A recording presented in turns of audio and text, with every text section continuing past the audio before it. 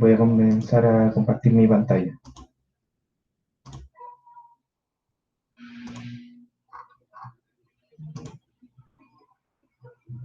¿No? ¿Qué pasó?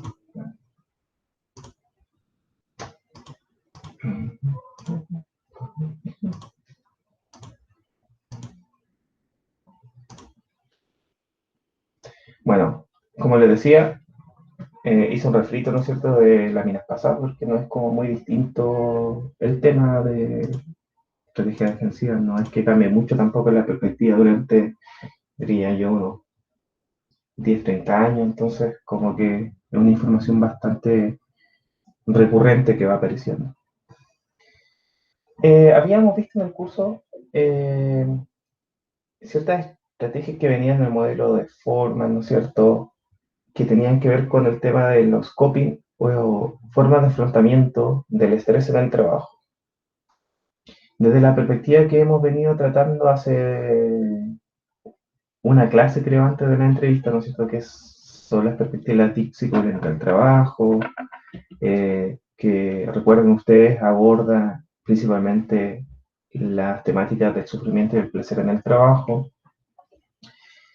Yo diría que hay como cierto guiño hacia esas perspectivas como de el desarrollo de ciertas estrategias como para enfrentar el estrés, pero en esta perspectiva son más que nada construcciones que se realizan a partir de eh, la utilización de la inteligencia práctica de lo y las trabajadoras para poder hacérsela con la resistencia a lo real, ¿no es cierto?, que hemos comentado previamente, que es esta resistencia que impone el medio y que se le presenta al trabajador o la trabajadora como una obstrucción en sus posibilidades de poder canalizar sus emociones sexuales, eróticas, ¿no es cierto?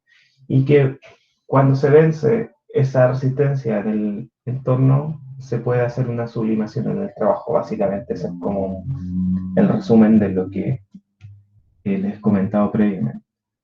Ahora bien, para poder hacer ese proceso, ¿no es cierto?, de poder decir, de todas formas, a pesar de que las resistencias son siempre presentes en el campo del trabajo, y junto con ello también hay riesgos que le son inherentes al trabajo por su propia naturaleza, por su propia organización contextual y organizacional. Los y las trabajadoras tienen que construir ciertas estrategias que no siempre son, operan en el plano de lo consciente, sino que operan a veces en el plano también de lo no manifiesto, ¿no es cierto?, como elementos que están sobre la base de ciertos actores, pero que no necesariamente se hacen presentes en el ámbito de lo discursivo, sino que a veces se ponen en manifiesto o movilización en el campo de la actuación, en el campo del movimiento corporal, ¿no es cierto?, en el campo de los procesos de performance, ¿no es cierto?, que efectúan los y las trabajadoras. Y ahí encontramos dos formas de constitución de estrategia que tienen que ver con estrategias defensivas que permiten que los y las trabajadoras puedan hacérselas con el malestar o el sufrimiento que tienen en su trabajo y le permitan participar del mercado del trabajo sin necesariamente salir de él y decir, bueno, no sé, hoy me siento muy mal, entonces mañana no voy a ir a trabajar. Es muy poco probable que eso ocurra en los trabajadores. Si ustedes recuerdan en su entrevista, varios de ellos decían, no sé, como que igual estas cosas como que son súper exigentes, pero igual voy, no sé, como que igual voy al trabajo. Bueno, ahí están operando ciertas formas, construcciones, ¿no es cierto?, que no están en el orden de que él te lo diga inmediatamente, no, porque yo creo que, bla, bla, bla, recurro a tal cosa. Pero si uno va desmembrando un poco más el discurso de lo y las trabajadoras, se va dando cuenta que van operando ciertas estrategias, ¿no es cierto?, que vamos a ir viendo cuáles podrían ser. Bueno, esta estrategia entonces puede operar a un nivel más individual o colectivo, pero ahí hay una mixtura en el sentido de que obviamente todo lo individual en el trabajo no puede ser completamente individual porque obviamente se da la cooperación en el trabajo. Y para poder realizar un trabajo, imagínense, de equipo, como lo hacen muchos psicólogos y psicólogas en el país, efectivamente los y las trabajadoras no solamente tienen que actuar como una porción independiente del otro u otra para poder cumplir ciertas metas o objetivos. Básicamente se ven forzados por la característica del trabajo a cooperar unos y otras, ¿ya? por ejemplo, en la escuela, como teníamos ahí un colega en la entrevista que ustedes hicieron, o la colega que hace pericia, que incluso uno diría, oye, es un trabajo muy individual, pero si ya no se tiene coordinaciones, por ejemplo, con otro tipo de perito o con trabajadores sociales, o si no hay coordinación con el juez o la jueza, el trabajo de cierta manera no funcionaría y de cierta manera, aunque ella tenga un trabajo que aparente ser muy individual, para poder efectuarse tiene que entrar en cooperación con otro y otra trabajador. Bueno, entonces, esta estrategia defensiva individual y colectiva básicamente podríamos diferenciarla así como didácticamente por su, podríamos decir, como su carga hacia el polo, digamos, más individual y personal, digámoslo así, en el sentido de decir, dónde está primando la fuerza como para que se pueda poner en movilización cierta estrategia. Y en este caso, por ejemplo, si la fuerza para poder enfrentar la situación recae principalmente en una persona, vamos a tener principalmente ahí como correlato la utilización de estrategias defensivas individuales. Y a su vez, si el peso de la situación recae no solamente en un sujeto, sino que en el colectivo de trabajadores y trabajadoras, vamos a tener también su correlato en expresiones de tipo colectivo. Ya vamos a ver algunas de ellas, ya, para que no se complique. Bien, aquí hice un grafiquito para que puedan entender un poquito del curso de la movilización de la estrategia defensiva. Primero, tenemos una actividad cualquiera, ¿no es cierto? Como ya la hemos visto. Esta actividad cualquiera tiene que recurrir a ciertos atributos, ¿no es cierto? Productivos, ciertas características de personalidad, etcétera, ya todo lo que les he mencionado previamente, para poder ser realizado, ¿no es cierto? Efectuado. Y esa es básicamente una de las tareas del trabajo, o sea, que pasar de un potencial a ser material, digamos. ¿Ya? No solamente tiene que quedar en una cuestión ideal, no solamente tiene que quedar en una planificación, digamos, súper eh, esquematizada, sino que tiene que efectuarse en la realidad. Y por eso decíamos que básicamente para poder efectuarse en la realidad hay ciertas restricciones que tienen que sobrepasarse para que esto que está en lo ideal se pueda efectuar en lo real. Bueno, pero cuando nos vamos dando cuenta de que esas intromisiones de la resistencia del medio, ¿no es cierto?, que se le impone a la actividad para poder efectuarse, podemos tener como respuesta una de estas nociones que han aparecido en uno de los textos que deberían haber leído, ¿no es cierto?, en el curso, que es esta idea de la normalidad sufriente. ¿Ya? Y ahí tenemos una distancia un poquito en los modelos del estrés, ¿ya? En el sentido de que digamos que las nociones del estrés dicen podemos volver a tener una situación de equilibrio y el problema es el desequilibrio básicamente, o sea, si yo equilibro un poco la situación y me voy al polo del desarrollo y no me voy al polo en lo dañino, como diría la perspectiva del síndrome de adaptación general, por ejemplo, evidentemente como que la cosa se resuelve ahí, ¿me entienden? Pero la psicodinámica del trabajo ha descubierto que de cierta manera se puede conquistar un equilibrio en el trabajo a través de la utilización de esta estrategia, pero eso no impide que el sufrimiento se acabe completamente. Traten de hacer esta unión con las entrevistas que hicieron. Vayan tratando de ir diciendo, a ver, puede ser claro que este psicólogo o psicóloga que dice, sí, en realidad yo hago todas estas cosas, pero hago 5, 6, 7 trabajos y aparece la queja de inmediato. Vale, ahí parece que va apareciendo algo como del orden del sufrimiento, pero como que de cierta manera el sujeto o la sujeta que entrevisté en su relato me hace sentir como que las cosas van marchando normalmente, ¿no es cierto? Vayan tratando de pensar en eso y se van dando cuenta que la cuestión parece ser más fácil de identificar así. Bueno, entonces esta normalidad sufriente, ¿cómo se logra?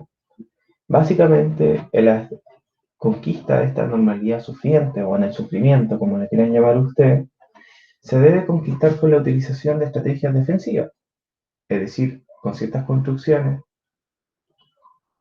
que son empleadas de manera individual y colectiva por las trabajadoras para poder mantenerse en un contexto de trabajo que evidentemente le impone vivencias de sufrimiento, pero que no completamente puede desarcirse de esas complicaciones y que expone a los y las trabajadoras a riesgos inmediatos, ¿no es cierto?, de que estas cuestiones se mantengan durante el tiempo. Para poder seguir trabajando durante un tiempo en el contexto de trabajo con estas situaciones complicadas, las formas de hacerlo entonces son estrategias defensivas. Veamos acá el diagramita.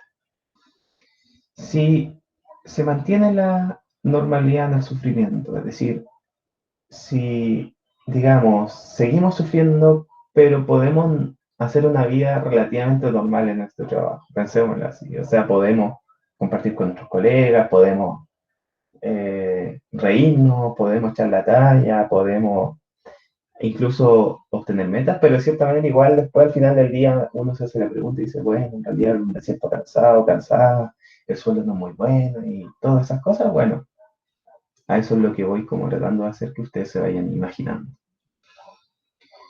Si se mantiene ese tipo de normalidad del sufrimiento, podríamos decir que hay dos posibilidades. Hay descompensación psíquica o no hay descompensación psíquica.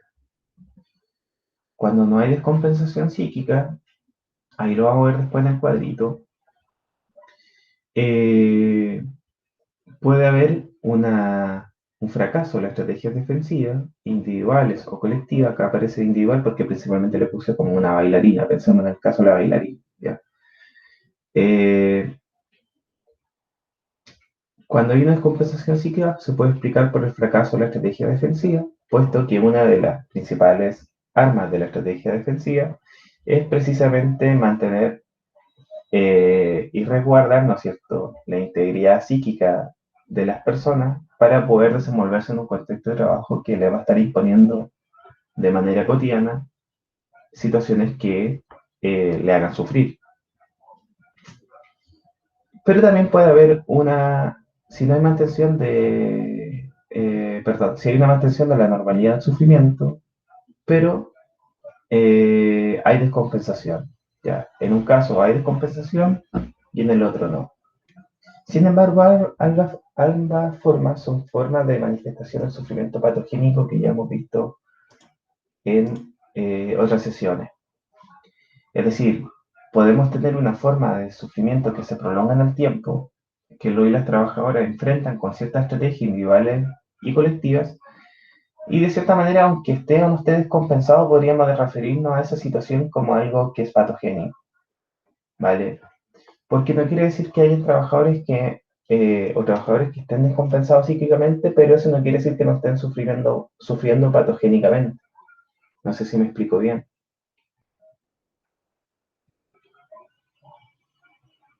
O no sé si me van entendiendo lo que les voy diciendo. Díganme sí o no. Y así les voy dando algún ejemplito o alguna clarificación.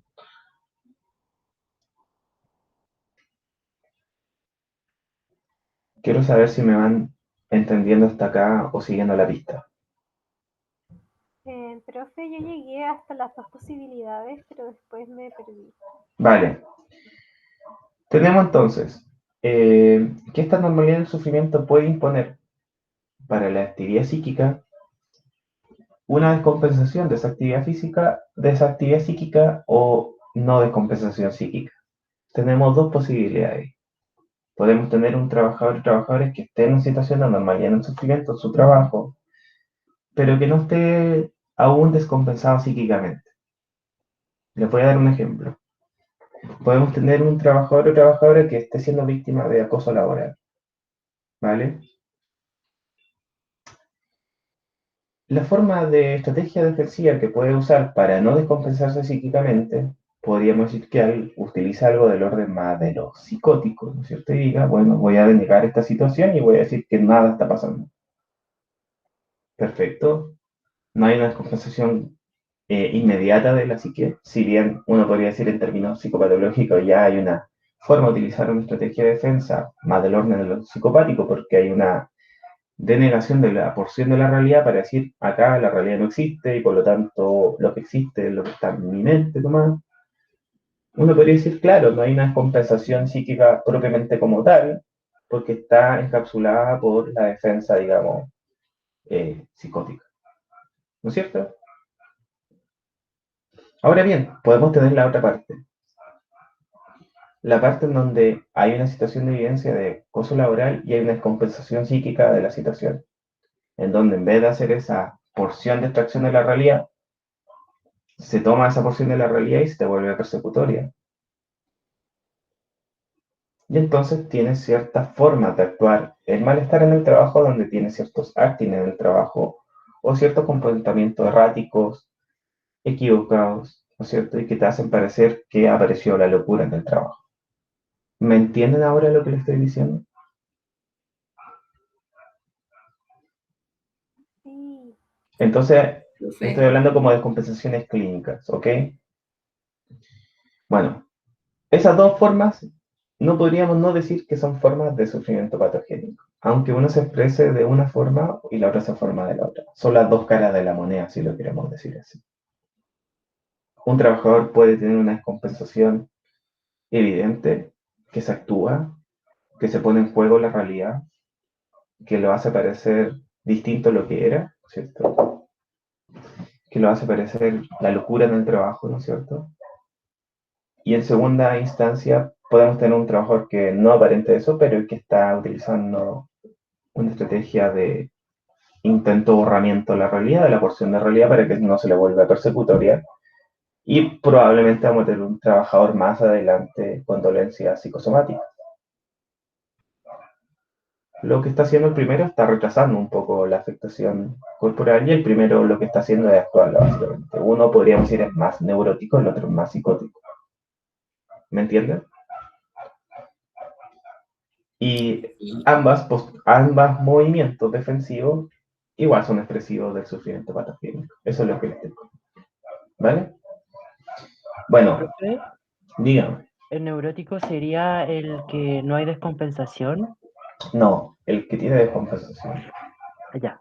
Si ustedes se fijan, es que no, a ver, si se fijan los casos clásicos, neurosis, histeria y todo eso, el curso de la defensa de las neurosis, digamos, son un poco más, diría yo, sanas, si bien aparenten estar más descompensados las personas, pero son más sanas en el sentido de que por lo menos hay una tramitación de no borramiento de la realidad, sino que se está actuando el dolor, digamos. Y por eso tenemos todos los casos conocidos de histeria y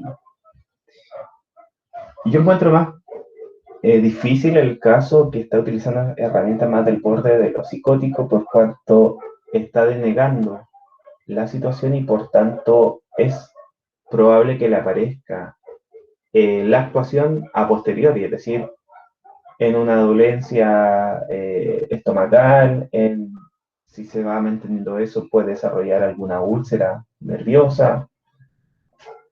Eh, entonces uno dice, bueno, ¿qué es lo que es más sano? Que una persona le dé una pataleta en el trabajo porque se siente mal, o una persona que está todo el rato diciendo no me está pasando nada y luego llega a su casa y tiene que tomarse, no sé, 20 antihistamínicos, no sé, tiene que fumar mucho. ¿Me entiendes lo que te digo? Sí, sí, ahí entendí. Vale. Gracias. Entonces, como que a veces no es tan malo, para que no lo pongamos así como medios morales, de que tengamos frente a nosotros una persona que tenga cierta descompensación evidente, porque a veces son formas de la posibilidad de que se puedan superar la psicopatología o, bueno, esto ya es más clínico, yo creo que ya lo han visto en clínica, como que desde el psicoanálisis, por lo menos que una persona esté un poquito más en el polo neurótico, como que parece ser un poco más beneficioso que esté en el polo más como psicótico, ¿ya? Aunque la psicosis como actuada, por ejemplo, que puedas actuar el delirio y todas esas cosas, no es que sean así malas per se, pero yo te estoy diciendo como mal mecanismo psicótico de la negación cuando ya tienes que actuar a través de los problemas psicosomáticos. Ahí yo encuentro que ya es mucho más distinto, porque tiene una persona que básicamente no está reconociendo el sufrimiento, Sí, es verdad. ¿vale? Bueno, entonces sigamos. Tenemos fracasos de estrategias defensivas individuales o colectivas, ¿ya? Como esto que les decía, puede fallar una estrategia, digamos, ya la realidad se te hace tan superior, ¿no es cierto? Y la forma es de negarla, y la otra forma es actuarla a través de una compensación. Ahora, en ambos casos pueden fallar estas formas de enfrentar el sufrimiento por un lado. ¿No es cierto? El trabajador que niega no siempre va a ser tan efectivo porque en algún momento el malestar o el síntoma va a aparecer en su cuerpo, como dolencia. Y del otro, básicamente, ¿no es cierto?, que va construyendo cierta forma de superar completamente el sufrimiento, ¿no es cierto?, porque puede tener después, no sé, ciertas angustias persecutorias, porque si siempre se está descompensando el trabajo, van a pensar que está loco, entonces va a querer buscar después, ¿no es cierto?, cierto equilibrio para poder mantenerse productivo. Eh, Básicamente, esas estrategias también van haciendo nata con las complicaciones. Como les dije previamente, entonces, estos fracasos de las situaciones defensivas pueden generar acting out o estas situaciones que yo les digo, descompensaciones que ya bordean como la puesta en escena o la performance del síntoma o del sufrimiento, en donde los trabajadores, por ejemplo, pueden llegar a, no sé, básicamente destruir las cosas que tienen de sí, destruir los medios de trabajo, pueden hacer actividades de borramiento de la información, ¿no es cierto? Pueden tener una descompensación que sea hola por los trabajadores y pueden tener una irrupción de llanto, ¿no es cierto? De nerviosismo, pueden tener una crisis nerviosa, etc. Yo creo que eso sabe qué pasa en el trabajo, ¿no es cierto? No es tan poco común. Solo que se disimula de repente en la empresa y no se muestra, ¿vale? Pero en general son las trabajadoras, colegas que prestan apoyo cuando hay una descompensación de este tipo. Inclusive puede haber otras situaciones más serias, por ejemplo, no solamente irrupciones de llanto. En algunos casos de trabajadores hay, cuando ya no toleran, van y agreden violentamente a otro trabajador, trabajadora o a un superior. En trabajos como más masculinos hay casos de irrupciones de ira muy violentas donde los trabajadores van y apuñalan a los superiores. No sé si han sabido casos así, pero pasan esas cosas. Bueno, y otras cuestiones también tenemos que problemáticas que se corporizan, como les decía, individualmente, como son los trastornos psicosomáticos, ¿ya? En el caso del primer sujeto que estábamos hipotetizando, ¿no es cierto? Y entonces tenemos en esos dos caras de la moneda expresiones psicopatológicas del trabajo, ¿vale? Que son cuestiones que ustedes van a tener que analizar más particularmente que cuando eligieron el listado. Ambas caras de la moneda, entonces les quiero comentar de que expresan cierta, eh, podríamos decir, disfunción psíquica, ¿no es cierto?, que hace suponer entonces la existencia de algo del orden de lo psicopatológico en el trabajo. Bueno, ¿cómo son algunas de estas estrategias individuales y colectivas que van operando entonces para, digamos, resguardar o supervigilar, ¿no es cierto?, eh, la integridad psíquica en el trabajo y por lo tanto seguir trabajando en un contexto de normalidad, en sufrimiento, sin que exista necesariamente una descompensación? Vamos a ver algunas de ellas, ¿ya? Estrategias individuales. Las estrategias individuales incorporan las defensas clásicas de psicoanálisis freudiano, ¿no es cierto?, y las descubierto en el proceso productivo mismo. Por ejemplo, ustedes me imagino, saben la más clásica, no sé, relacionada con la defensa de la negación o la represión, ¿no es cierto?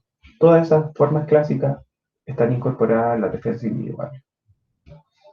Inclusive estas del orden del borramiento de la realidad, que es la denegación, que es un mecanismo un poco más psicótico, ¿no es cierto? Bueno, están esas y están otras que también se han descubierto en el proceso productivo mismo, porque son construcciones que operan porque se está en el proceso de trabajo y se recurren a estas formas de canalizar el sufrimiento para poder seguir en un contexto de normalidad en el sufrimiento en el trabajo. Bueno, algunas de ellas son la negación, ¿no es cierto?, como les decía. Y hay otra cuestión que también va relacionado con uno de los temas que van a tener que tratar en su presentación algún grupo, ¿no es cierto?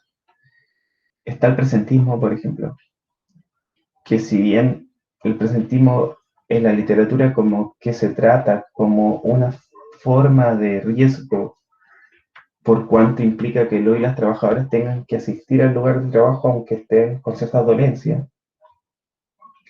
Yo tiendo a pensar que es más también una forma de enfrentar la situación de sufrimiento por cuanto el trabajador tiende a pensar que la única manera de poder mantenerse bien es yendo al trabajo a pesar de que esté enfermo o enferma. ¿Me entienden lo que les digo?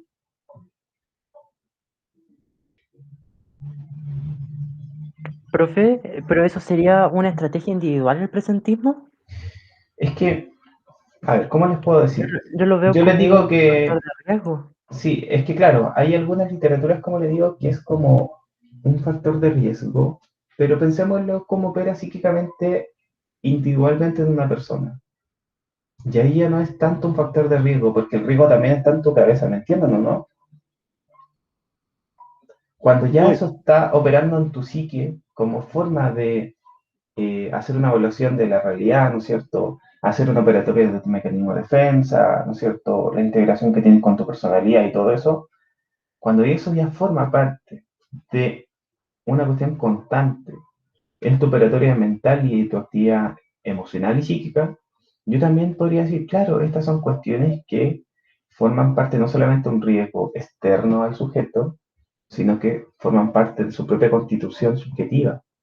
Entonces, cuando tenemos un trabajador que dice, la única forma de poder estar bien, aunque esté enfermo, es yendo a mi trabajo, ¿qué te está diciendo con eso? ¿Qué te está queriendo comunicar con eso? Te está queriendo comunicar solamente el riesgo que tiene de que tú solo vayas al trabajo, te está comunicando alguna forma que él hace o ella hace para poder convivir con la situación que le está quejando. Esa es mi pregunta. ah, sí, ya entendí. ¿Me entiendes lo que voy? Sí, sí. Entonces, evidentemente lo podemos tratar como algo exterior, porque efectivamente hay instituciones que le promueven a los trabajadores vengan igual, aunque no se sientan tan bien. Pero ojo que también hay trabajadores, y lo van a ver cuando el grupo que analiza el Work and Jalisco, eh, básicamente su operatoria mental es esa, es decir, claro, me siento mal, pero su solución es encontrar, decir, voy a ir igual al trabajo. Sé que este trabajo es muy exigente, pero me voy a exigir el doble más. ¿Me entienden lo que les digo? Sí, sí, al final funciona como un mecanismo de defensa. Exactamente. Entonces, obviamente esto de que les pongo ahí es algo que yo también he ido dando en la reflexión como parte de las investigaciones que he ido haciendo sobre el tema de la salud mental del trabajo, porque hay ciertas diferencias, como decía Sandro, con otras lecturas que lo tratan solo como un elemento riesgoso como exterior. ¿Ya? Yo creo que acá también hay expresión de eso, por cuanto hay una sobreimplicatura, digamos, hay un sobreinvestimiento, si lo podemos decir así psicoanalíticamente, de la tarea, y entonces no se puede renunciar al goce que tiene eso, no hay una renuncia de eso, y por lo cuanto la reflexión mental que debería ser un trabajador o la angustia basal sería que si no puede seguir gozando de eso, viene toda la angustia persecutoria. Pues. Se me va a destruir a mí, eh, esto me va a hacer mal, no voy a poder cuidar mi trabajo. ¿Me entienden lo que les digo? Se vuelven angustia persecutoria. Y si hay esa forma de angustia, precisamente tiene que estar como defensa, ¿no? ¿Me entienden? Las defensas clásicas son eso, no son más que construcciones que inclusive operan muy de la mano del yo, ¿no es cierto?, que tiene sumergido su parte en el inconsciente como para poder decir, ok, sí, hago una evolución de realidad, pero también me protejo de ciertas angustias que no son fácilmente explicables solamente por la realidad, porque son angustias también muy primitivas, y una de ellas son las angustias persecutorias. Si ustedes revisan todo lo que le han explicado sobre la teoría del desarrollo y todo eso, la angustia basal de la persecución de la destrucción del objeto es una cuestión que se da tempranísimo en el ser humano. Entonces, obviamente el presentismo también viene a ayudar a que esa angustia no se nos haga tan latente. ¿Ok? ¿Me entienden ahora? Yo sé que estoy hablando un poco más clínico, pero bueno, es así esto también, ¿ya? Eh, lo siento si hay personas que de repente a lo mejor no comulgan mucho con la clínica, pero la forma también de explicar el modelo es clínico, ¿ya? Hay una cuestión también importante. que se da en la anestesia o distancia emocional. Yo creo que eso lo apreciaron mucho en su entrevista. Como que hay una exigencia de repente, claro, contextual de desligarse emocionalmente para poder seguir funcionando. ¿Ya? Y también hay una forma de decir, si te afecta, apaga el dolor o lo que sientes, ¿no es cierto?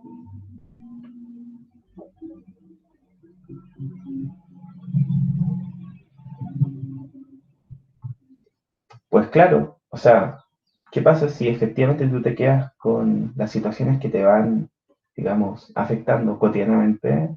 Quiere decir que te haces cada vez más vulnerable, y si te haces cada vez más vulnerable, hay una mayor posibilidad de que haya una destrucción de tus propios recursos, que son supuestamente la canalización afectiva, de cuestiones que pasan en un otro u otra.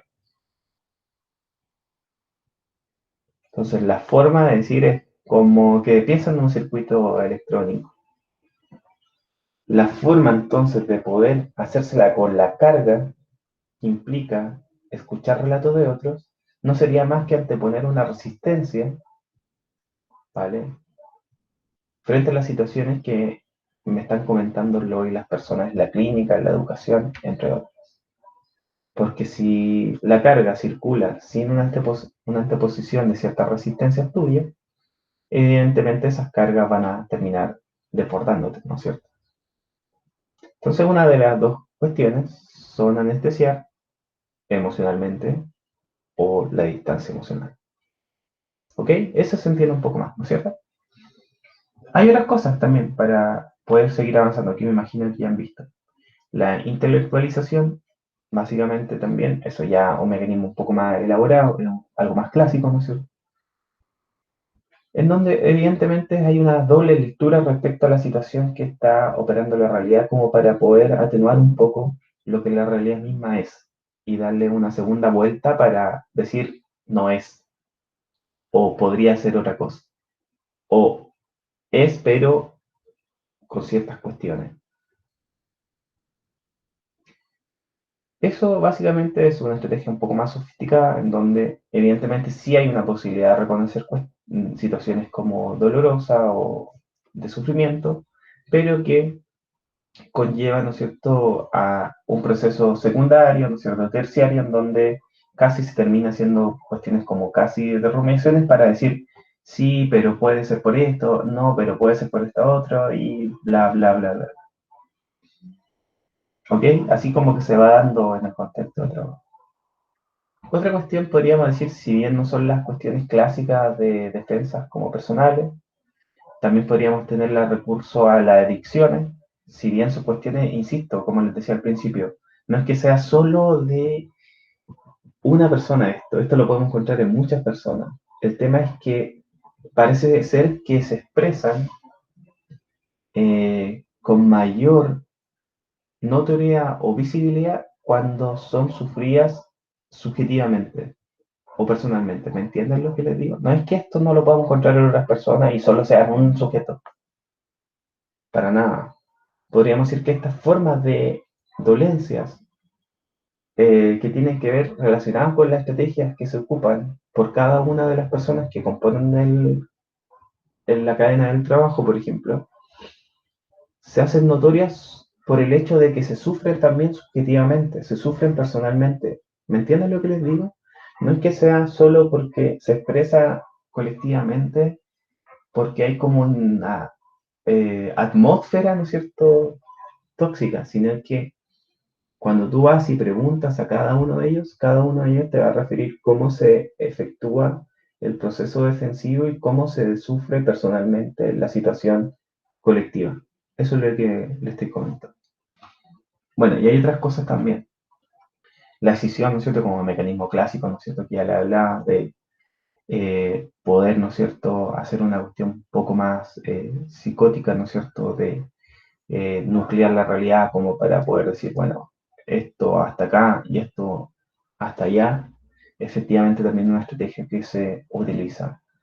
Y la hipoactividad y la hiperactividad, que también son dos mecanismos, digamos, o dos formas de enfrentar la situaciones conflictivas por cuanto en algunos casos hay un aumento de la actividad en el trabajo, como del workaholismo, ¿no es cierto?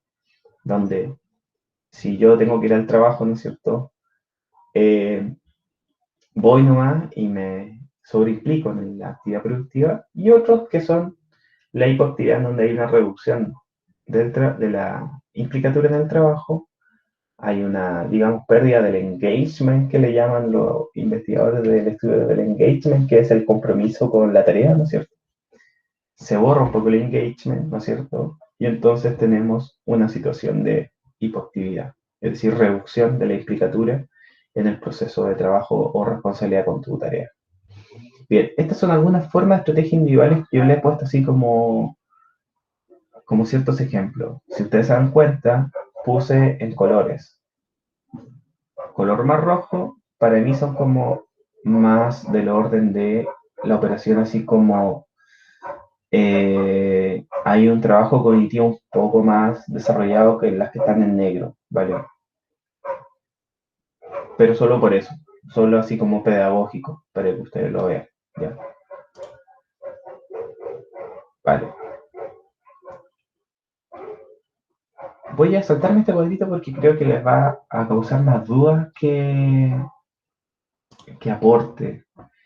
Y sobre todo que ya quiero que veamos una discusión como grupal de lo que les he mencionado a propósito de la entrevista. Ya, voy a pasar ahora a las estrategias colectivas, ya porque este cuadrito explica un poco más diferencias entre tipos de estrategias individuales, si son más negacionistas, más permisivas, desorganizadas, si son más activas.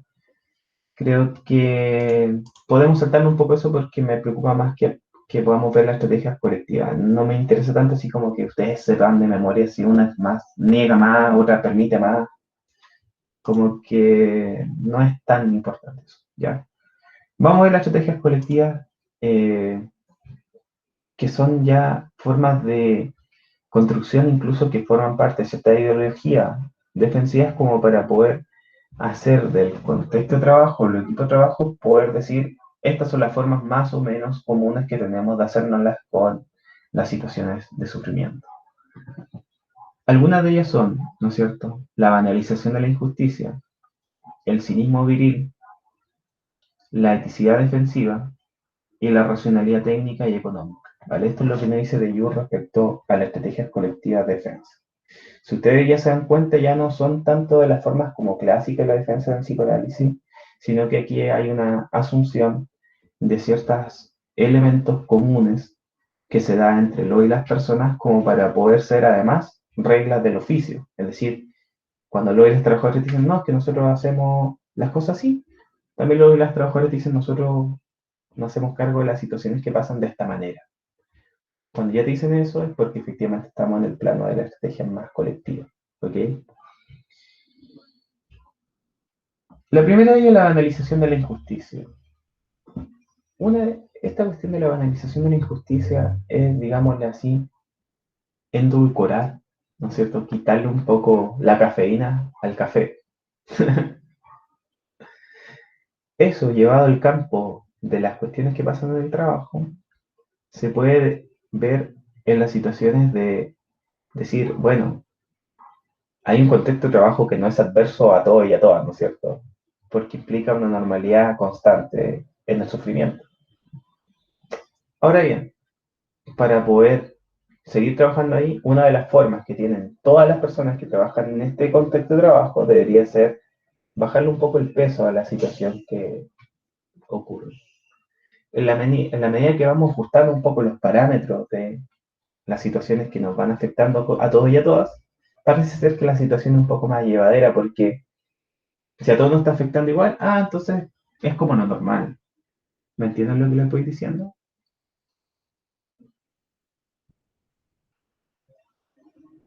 Sí, profe. Vale, y además ciertas situaciones que son aparentemente injustas, no se les trata como injustas directamente. Se les trata como parte de hacer tu trabajo. Y aparecen los discursos como, no, es que así el trabajo, es que así son las cosas, son las reglas del juego. Bueno, el cinismo viril para Otra estrategia defensiva básicamente tiene que ver con la constitución de investigaciones que él hizo, ¿no es cierto? Sobre todo en contexto de trabajo más masculino, en donde hay una forma de defensa del sufrimiento del trabajo que se sostiene básicamente en la construcción de la masculinidad y sobre todo los sentidos de competencia que tienen los y las trabajadores para hacerse del malestar. Y entonces ahí en algunas explicaciones de casos que analizaba de Jure, por ejemplo, de estas las no atadas, ¿ya? Que son parecidas a lo que hacían ustedes cuando habían mechoneos como rudos, no sé si me explico bien, cuando habían mechoneos así como degradantes para las personas. Vale, en algunos contextos de trabajo también hay algunas inserciones de trabajador y trabajadora que se hacen contratos degradantes. No sé, hay trabajadores que le cortan el pelo, algunos de ellos. Hay trabajadores que le hacen como ciertas pruebas para formar parte del equipo, ¿ya? Y hay también ciertas molestias que hacen los trabajadores o ciertas aprovechamientos que hacen de trabajadores, sobre todo que van recién ingresar al mercado, al trabajo, y que se sostienen solo si porque se pone en juego también la forma de construcción de la masculinidad en esos contextos de trabajo. Es decir, te vamos a aceptar en la medida que demuestres tu fuerza masculina para poder hacer un trabajo masculino.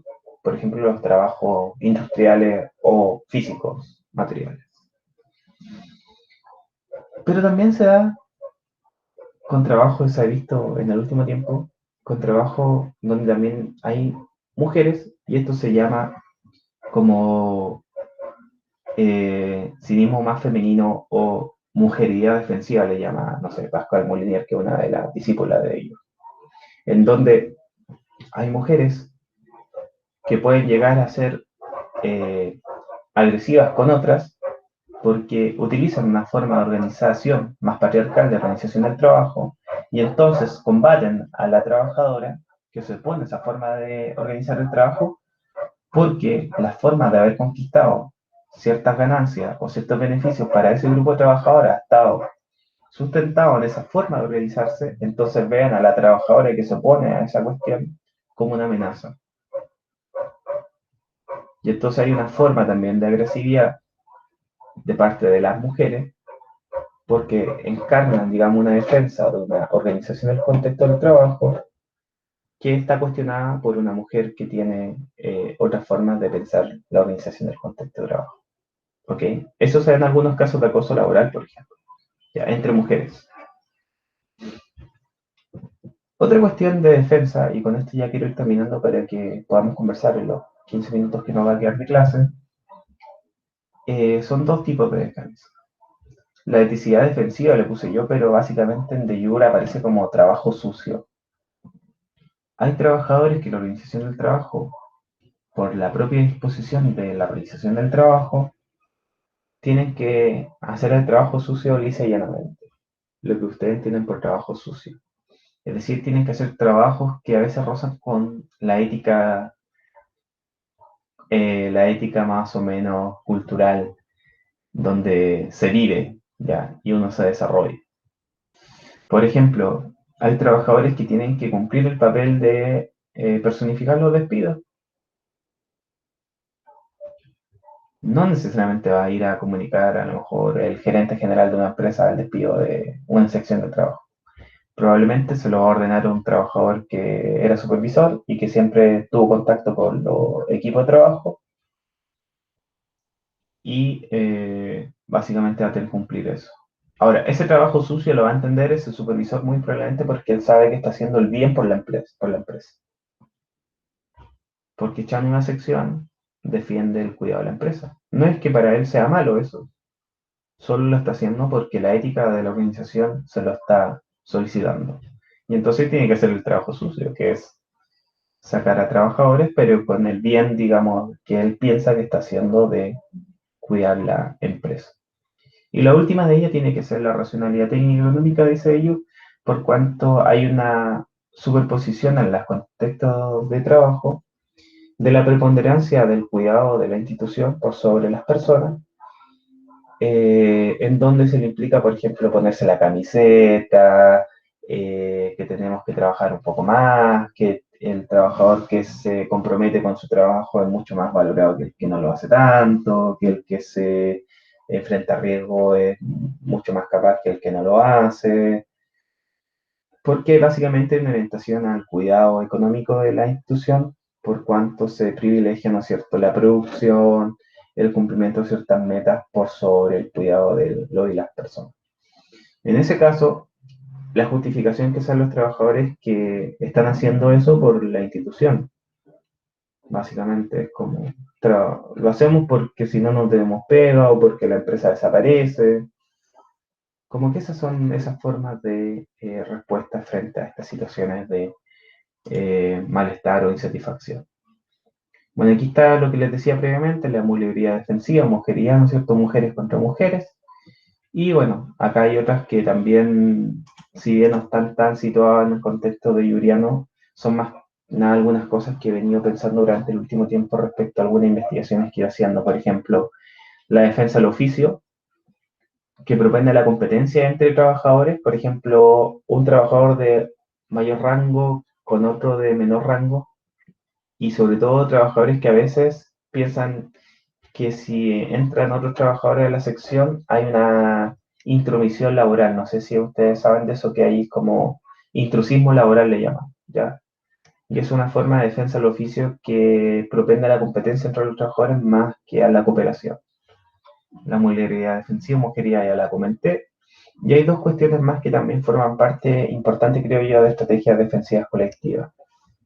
El malestar mudo, digamos, como que somos conscientes que estamos pasándolo mal. El miedo, por ejemplo, opera mucho en este plano, pero no lo conversamos, sino que lo mostramos con apariencia, con aparente mutismo, ¿ya? No somos capaces de comunicarlo, sino que solo lo expresamos, pero como que lo hacemos indiferente a eso. Pasa mucho con los temores en el trabajo esto.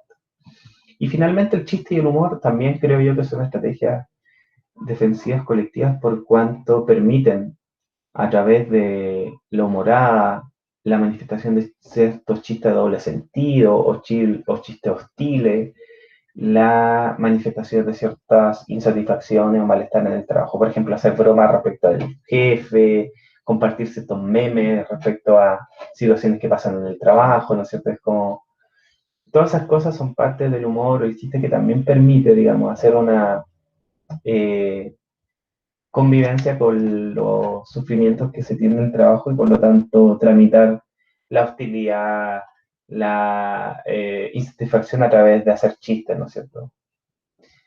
Bueno, eso era un poco, acá está el tema de la esquimita, yo creo que lo podemos ver cuando ya hagan su presentación la próxima, el día 2, como explicar un poquito más. Esto lo hice yo a partir de las series complementarias de Freud, pero se los puedo explicar cuando ya hagan la exposición para ver si es que le queda un poquito más claro. Eso era respecto al tema de la estrategia defensiva. Ahora me gustaría que aprovecháramos el tiempito que nos queda. Yo sé que nos queda más o menos unos 5, 10 minutos, no sé, de clases para que podamos conversar y ustedes puedan indicarme si alguna de estas cosas que yo les comenté aparecieron en la entrevista que ustedes hicieron. Así que les dejo toda su palabra.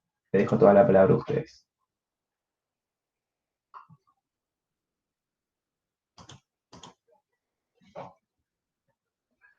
Voy a dejar de presentar. Ahí sí.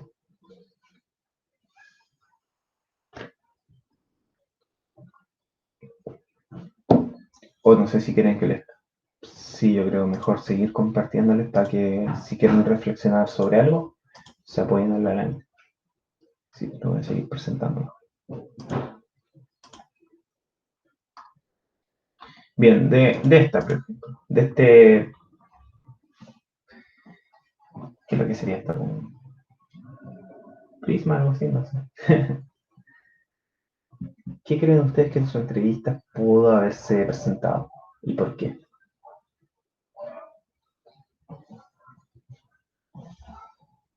¿Se escucha? Sí, Joaquín, te escucho bien. Adelante.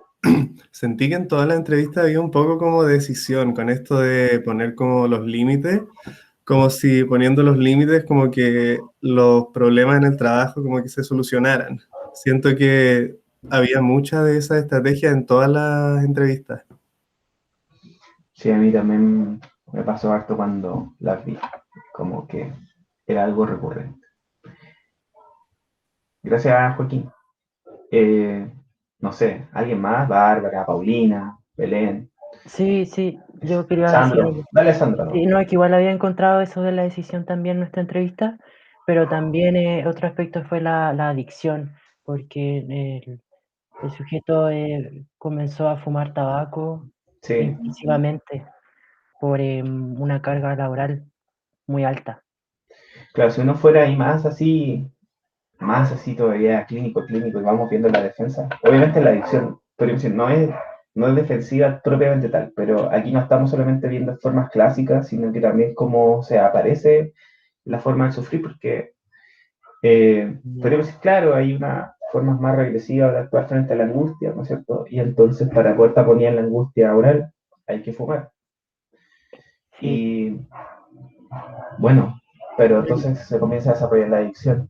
sí, y él igual lo reconoce, que sabe que tú tienes esta adicción debido a esa carga. O bueno, ya no sé si actualmente la tiene, pero Claro, y ahí aparece el segundo momento po, de empezar a hacer lo razonable, porque te empiezas a convencer a ti mismo y quieres convencer a otro de que eso igual es necesario, ¿me entiendes?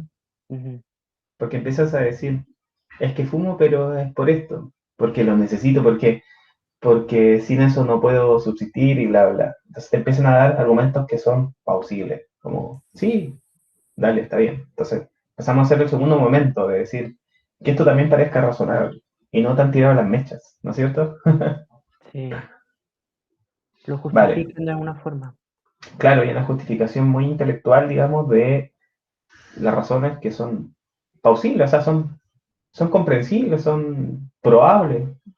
Ahora, eh, el tema es por qué se hace, igual, o sea, eh, tampoco la idea es que uno ande cuestionando, ¿por qué fumáis tanto? Sí, al final también son elecciones como personales de cada uno también hace lo que puede para enfrentar sus propios dolores, ¿ya?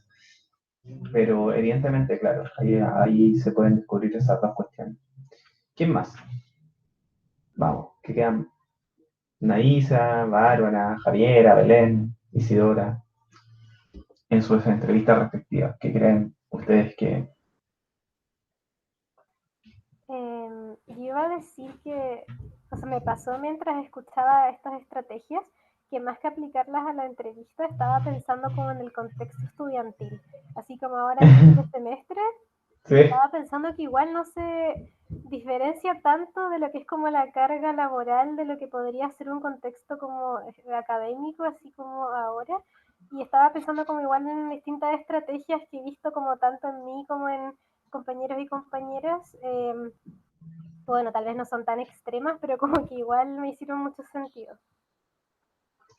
sí, de hecho, no sé si han visto ustedes, pero por lo que he visto en algunas revistas, si bien no es mi tema, hay como investigaciones que han tratado de explorar el fenómeno del burnout estudiantil, algo así. Porque hay algo que igual yo encuentro que quedó pendiente, tal vez al principio era ver, bueno, cuando no fue feriado, pero había un artículo sobre salud mental estudiantil en la formación del psicólogo o psicólogo. Que precisamente eso, la formación.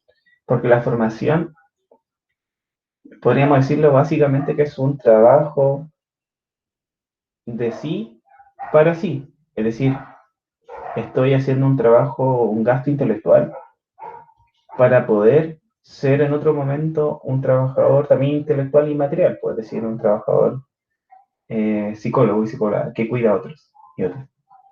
Entonces, si uno lo piensa así, en un primer momento parece como muy raro que uno tenga que sacrificar gran parte de su salud mental y emocional para poder formarse, para poder ser un trabajador futuro, trabajadora futura. Y eso no solamente es en la universidad, también se da en el colegio y todo eso. Entonces, uno podría decir, claro, en cierto sentido, lo que uno está haciendo es un trabajo de utilizar sus facultades mentales y emocionales y corporales para poder aprender ciertas cuestiones que me van a permitir ser un trabajador idóneo en esta cuestión. Y eso evidentemente también implica que pueda tener ciertas consideraciones de trabajo, porque efectivamente tienes que hacer lecturas, tienes que consumir lecturas, tienes que asistir a clases, tienes que hacer trabajo, tienes que, en algunos casos que viven fuera de su región, tienen que vivir solo y sola, ¿no es cierto?, fuera del núcleo familiar, los ingresos que a veces tienen no les sirven para resolver todas sus necesidades, tienen que vivir del salario de sus padres o de su madre o del Estado, entonces como que efectivamente, Paulina, algunas de estas cosas sí podríamos aplicarlas en el sentido de decir, oye, ojo que somos como futuros trabajadores en formación, o sea, eso es lo que les quiero decir. Están en formación, digamos, es una formación laboral la que están haciendo, básicamente. ¿Me entienden? Si una la plantea así. Bueno, ¿qué otras cosas más creen ustedes? La última, ya sé que estamos terminando. Vamos a la parte colectiva. A ver. Terminemos con una o dos cositas más que ustedes quieran agregar acá y ya cerramos.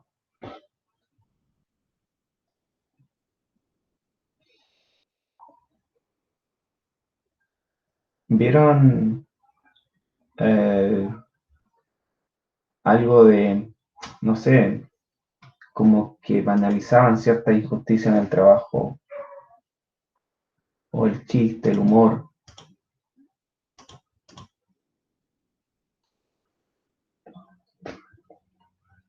Si a lo mejor no lo vieron, yo les puedo comentar dos cositas, ¿ya? Una vez hice un trabajo sobre chistes me acuerdo que pedí como chistes de amigos en Facebook, como, por favor, coméntenme los chistes que hacen en su trabajo. Y había varios como interesantes, como que, eh, por ejemplo, hay trabajadores que me ponían ahí, no, que cuando vamos al baño, es como que hacían una broma respecto a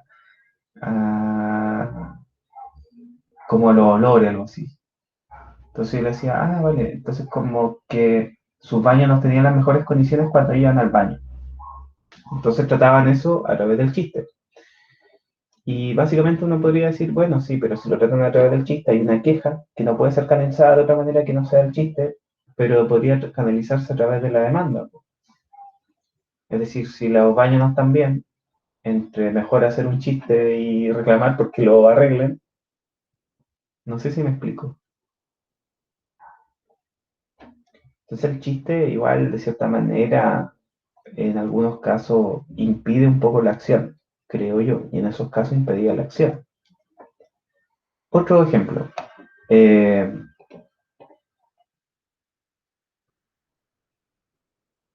Hay trabajadores que de repente hacen como chistes respecto a sus jefes, ¿no es cierto? O hacen memes respecto a sus jefes. O de ciertas cuestiones que pasan en el trabajo, no sé, como me acuerdo de haber visto memes de profes que tienen que hacer planificación y todo el cuento. Pero básicamente el meme permite expresar, ¿no es cierto?, un malestar en el trabajo, como una situación como cotidiana, pero que como que te resulta gracioso por el hecho de que les pasa todo y todas, ¿no es cierto? Y no queda más que hacer como un comentario gracioso respecto a la situación. Ahora, si el chiste se transformara en demanda, sería distinto, ¿no es cierto? Porque ya saldría del terreno de lo habitual para decir, oye, ojo que estamos como haciendo chistes sobre eso, pero más allá del chiste nos estamos proponiendo como medida de superación. Entonces, como que, no sé si me escuchaba eso, como que de repente, en momentos así solo nos queda reír, algo así, ¿no es cierto? Bueno, algo así es como el papel del chiste y el humor en algunos casos. Entonces, por eso yo también tiendo a pensar de que cumple un papel en la mantención de ciertas normalidades en el sufrimiento. Y quiero comentarle otro caso. Eh, a ver, sí, puede ser trabajo sucio. Ya les comenté el tema de los supervisores que a veces tienen que hacer vestidos de trabajadores. Y, por ejemplo, yo lo he visto en algunos casos también de acoso laboral. Cuando hice investigaciones de acoso laboral en trabajadoras, digamos que trabajaban con niños del Sename, como que los supervisores, cuando se les preguntaba, era como que ellos no se veían como siendo acosadores laborales, sino que se consideraban como que estaban cumpliendo con su deber o con su trabajo. ¿Me explico? Entonces la forma de poder decir, claro, tengo que exigirle más a mi colega o de repente no darle toda la información porque puede ser un colega conflictivo, ¿no es cierto? Y todas esas cosas que se dan en el acoso laboral. Cuando después se les sancionaba por esas conductas, la explicación era que se hacía porque pensaban que era la forma de poder cumplir las metas, los plazos, las indicaciones y todo ese tipo de cosas. Entonces podríamos decir, claro, una persona que está haciendo un trabajo sucio, pero su ética defensiva está basada sobre la base de decir, ojo que de esta manera igual la empresa es productiva. No necesariamente hay una orientación inmediata a la perversión, decir yo soy malo y por eso quiero hacerle daño a otro, sino que son las reglas del juego que me hacen hacer esto para que otro pueda cumplir lo que yo espero o la que la institución espera. Y eso sí lo he visto en algunos casos. ¿Les va quedando más claro ya con la conversación que dieron ustedes y lo que les estoy comentando ahora? Esta estrategia defensiva. Sí, Sí, profe. Vale, y entonces espero que les sirva cuando hagan el trabajo, ¿no es cierto?, de la psicopatología. Si lo quieren usar, lo pueden hacer para ordenarse. Y bueno, también para sus aplicaciones prácticas, evaluación de casos y todo eso. Está bueno como para que lo puedan introducir. Ya la próxima clase entonces no vamos a hacer la presentación porque la vamos a correr. La vamos a correr para el 2, ¿no es cierto? El 25 entonces seguiríamos ya con el dispositivo y el 2 haríamos nuestro cierre, compartir, ¿no es cierto? Y exposición de los trabajos. Agradezco el tiempo que se han dado para estar hoy en la clase. Sé que tienen mucho trabajo, así que espero que también les vaya bien y puedan sacarlo adelante. Sé que son súper competentes, así que no deberían eh, no irles bien, creo yo. ¿Ya?